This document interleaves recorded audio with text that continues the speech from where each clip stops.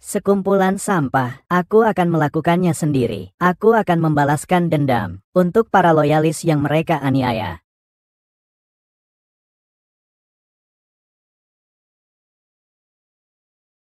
Aku mendengar suara perkelahian di dalam. Berani menyamar sebagai orang dari istana Raja Neraka. Harus tahu akibatnya. Neraka tidak mentolerir hal seperti ini. Sama sekali tidak. Meskipun aku bukan orang neraka. Tapi paman dari nenekku adalah. Jadi tentang rumor neraka.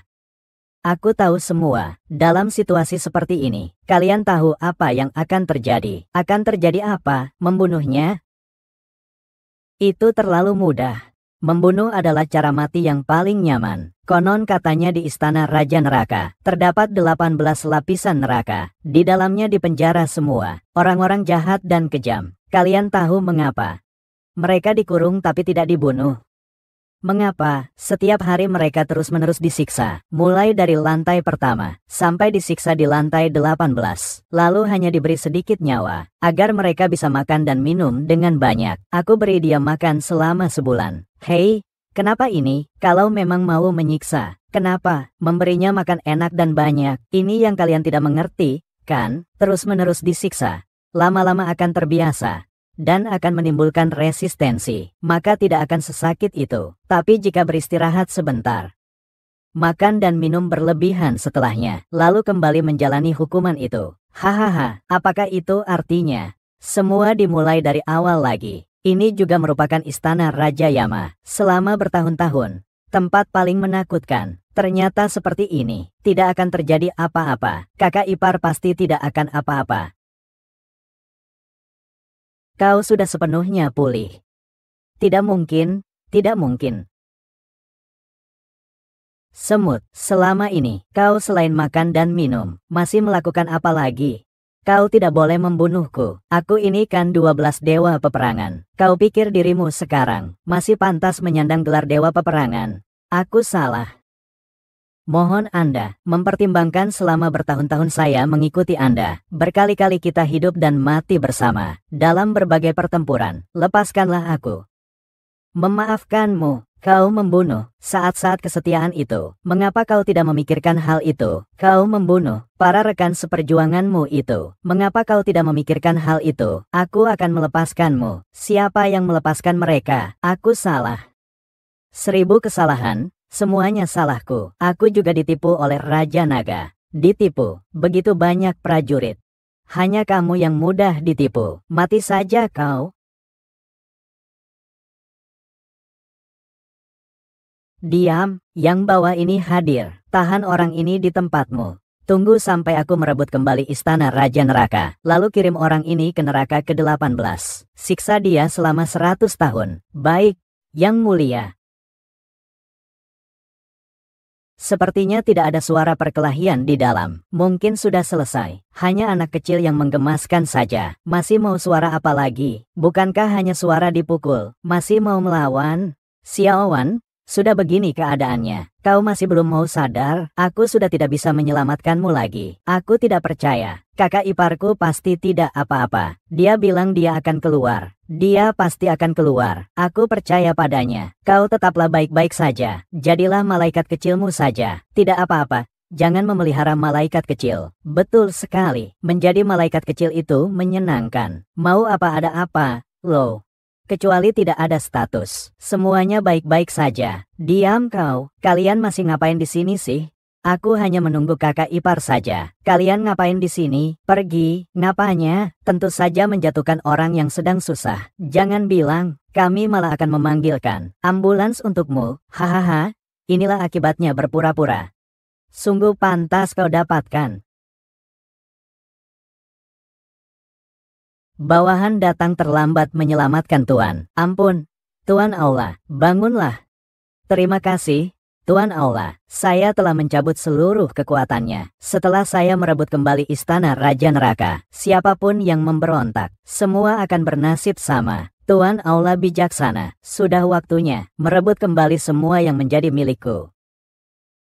Menunggu keputusan Tuan Istana. 7 hari kemudian akan diadakan perjamuan cahaya. Aku akan mengadakan pesta besar untuk seluruh dunia dan mengembalikan dunia pada ketertiban yang adil. Selamat kepada Tuan Istana, kembali ke puncak. Selamat atas kembalinya Tuan Istana ke puncak kejayaan. Ada satu hal lagi, jadikan pesta cahaya sebagai tempat lamaran. Sudah saatnya ku beri dia jawaban. Baik, Tuan, serahkan padamu semuanya. Aku pergi dulu. Kami mengantar Tuan Istana. Kau tidak akan pergi? Ya, baiklah. Mulai sekarang aku tidak menganggapmu sebagai adikku lagi. Demi seorang pria yang tidak kuinginkan, kau memang sangat rendah diri. Pergi. Bisa kabur?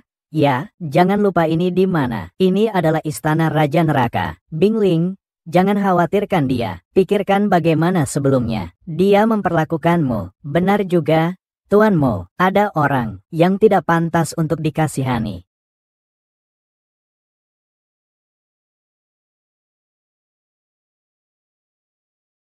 Kakak ipar, aku tahu kau tidak akan membohongiku. Kapan aku pernah membohongimu? Tidak mungkin. Bagaimana bisa seperti ini? Siapa yang bisa memberitahuku? Ada apa sebenarnya di dalam? Qin Feng, lalu dewa babi hutannya, kenapa yang keluar malah kamu? Kita pergi, pulang. Tidak mungkin. Ini sebenarnya bagaimana sih? Kenapa hanya dia yang keluar? Dia, Qin Feng si kecil yang manis. Kenapa hanya dia sendirian? Keluar? Keluar. Bagaimana dengan Made Jia? Kau bicara apa? Aku bilang kenapa? Hanya dia sendiri yang keluar. Salah. Kalimat berikutnya. Oh, sialan. Tunggu, ini kalimatnya. Tunggu, mengapa dia tidak keluar? Apakah kalian masih ingat siapa Made Zhu? Siapa? Ketua Dewan Direksi Bumi Group. Dia adalah dewa perang kawakan dari neraka.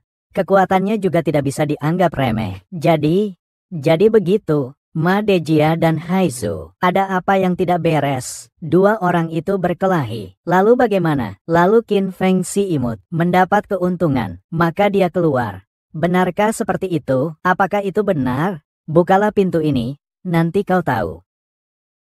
Wang Li, cepat pergi, minta kunci pada satpam. Baik. Bingling, kau tahu apa yang ada di dalam pintu ini? Apakah ini kesempatan besar sekali? Kesempatan, benar. Itu adalah kesempatan besar sekali. Maksudnya apa sih? Coba pikirkan, kuda-kuda di dalamnya.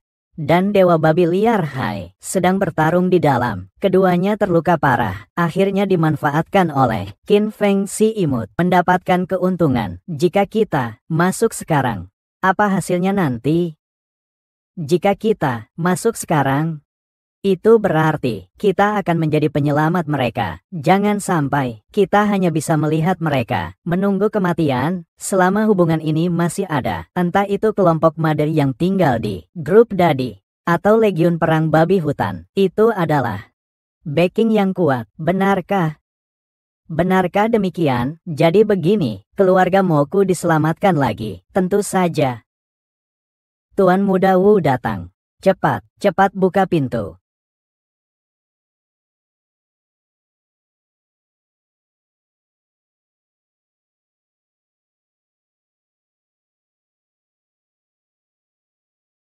Ada apa?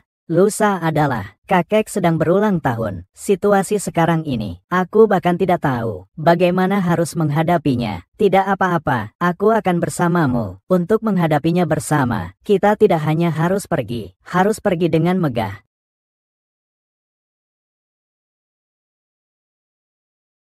Bukan situasi seperti apa? Orang-orangnya di mana? Kenapa sendirian? Semua sudah tidak ada. Benar juga, jangan bicara soal orang dulu. Bahkan minuman pun tidak ada lagi. Dasar kau si kecil yang menggemaskan. Berani-beraninya kau terhadap istana Raja Neraka. Cukup mengerti, yakin akan membersihkan orang luar. Apalagi istana Raja Neraka. Setelah selesai, akan membersihkan tempat kejadian perkara. Lumayan, kau memang pandai mencari celah.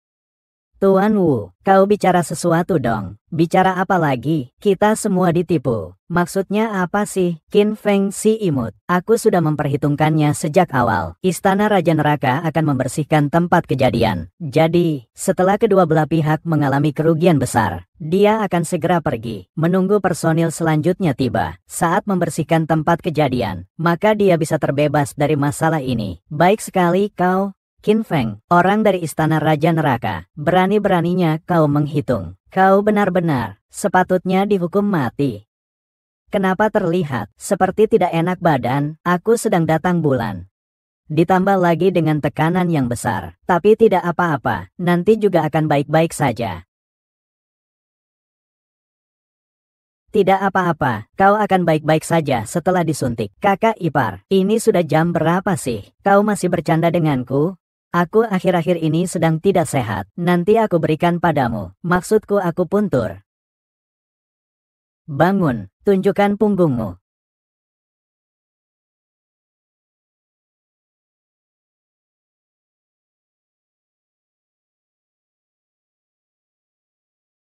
Memang sudah sembuh. Dan tubuhku terasa hangat. Seperti kamu ini, sebulan sekali suntik, terus-menerus selama setahun. Kamu tidak akan merasa tidak enak lagi. Bukannya, setelah punya pacar, akan sembuh. Kamu dengar dari siapa omong kosong itu? Kakak ipar, kapan kau belajar pengobatan? Kok aku nggak tahu? Tapi jujur saja, teknikmu benar-benar bagus. Lebih baik daripada dokter-dokter di rumah sakit. Kau lupa, sejak kecil aku selalu menyuntikmu. Kau bilang begitu. Aku jadi ingat.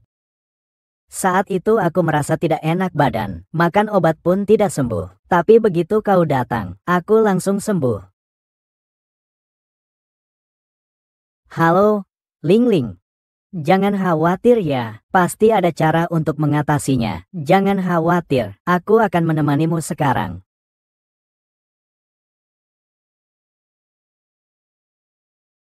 Kakak ipar, sahabatku, keluarganya ada sedikit masalah. Aku akan pergi sekarang, menemaninya. Kakak ipar bicara padamu. Apakah kamu seharusnya mengenakan pakaianmu dengan benar, baru pergi? Gadis kecil ini memang sudah dewasa. Ada apa ini, kakekku? Serangan jantung. Dokter bilang sudah tidak bisa disembuhkan lagi. Paling lama hanya 1 bulan lagi. Beberapa hari lalu saat bertemu, masih baik-baik saja. Kok bisa begini? Tiba-tiba sudah tidak bisa. Aku juga tidak tahu. Sekarang harus bagaimana? Tenang saja, pasti ada jalannya. Jangan khawatir, kakek sangat menyayangi aku. Sekarang aku harus. Bagaimana ya? Aku punturmu, bisa menyembuhkan penyakit jantung, seharusnya bisa, tapi harus dilihat dulu kondisi pasiennya, baru bisa disimpulkan. Benarkah? Tidak masalah, tapi aku puntur biasa tidak bisa, harus ada jarum perak itu. Jarum perak, baik, kita sekarang akan mengambil jarum perak itu. Benarkah? Bagaimanapun juga, masih ada sedikit harapan. Aku menunggu kalian di sini. Tenang saja, pergi dan ambil jarumnya.